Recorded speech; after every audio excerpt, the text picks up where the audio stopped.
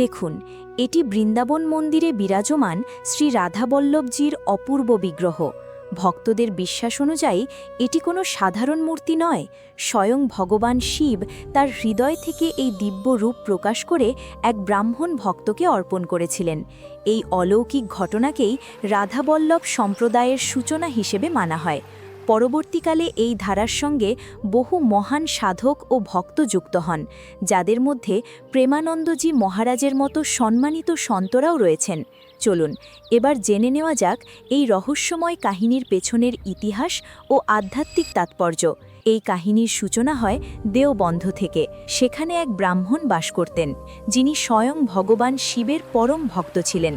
ভক্তির টানে তিনি একসময় কৈলাস পর্বতে পৌঁছান এবং কঠোর তপস্যায় লীন হন। তার একনিষ্ঠ সাধনায় সন্তুষ্ট হয়ে অবশেষে ভোলেনাথ তার সামনে আবির্ভূত হলেন। ভগবান শিব স্নেহভরে বললেন, ভক্ত, বলো তুমি কি বর চাও?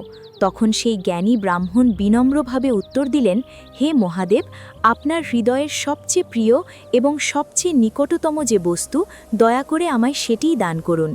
তখন মহাদেব মৃদু হেসে নিজের হৃদয় থেকে শ্রীকৃষ্ণের এক অপূর্ব মোহনীয় বিগ্রহ প্রকাশ করলেন এবং সেই ব্রাহ্মণের হাতে অর্পণ করলেন।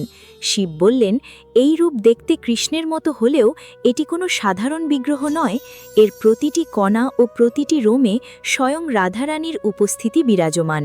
ভক্ত ব্রাহ্মণ আনন্দভরে সেই দিব্য বিগ্রহ গ্রহণ করে নিজের গৃহে ফিরে এলেন। এরপর প্রজন্মের পর প্রজন্ম ধরে সেই পবিত্র মূর্তির আরাধনা চলতে থাকে, যেন ভক্তি ও প্রেমের এক অমর ধারা। ষোড়শ শতাব্দীর সময় সেই পবিত্র বিগ্রহটি এসে পৌঁছায় একই বংশের আত্মদেব নামে এক ব্রাহ্মণের হাতে। তিনি পূর্বপুরুষদের নিয়ম অনুসারে গভীর ভক্তি ও নিষ্ঠার সঙ্গে সেই মূর্তির সেবা করতেন। ঠিক সেই সময় শ্রী হিত হরিবংশ মহাপ্রভু, যিনি রাধারানীর পরম উপাসক হিসেবে পরিচিত, সন্ন্যাস জীবনের পথে বৃন্দাবনের উদ্দেশ্যে যাত্রা করছিলেন। পরের অংশ দেখতে ভিডিওটি লাইক এবং চ্যানেলটি সাবস্ক্রাইব করুন। কমেন্টে অবশ্যই জয় শ্রী রাধারানী লিখবেন।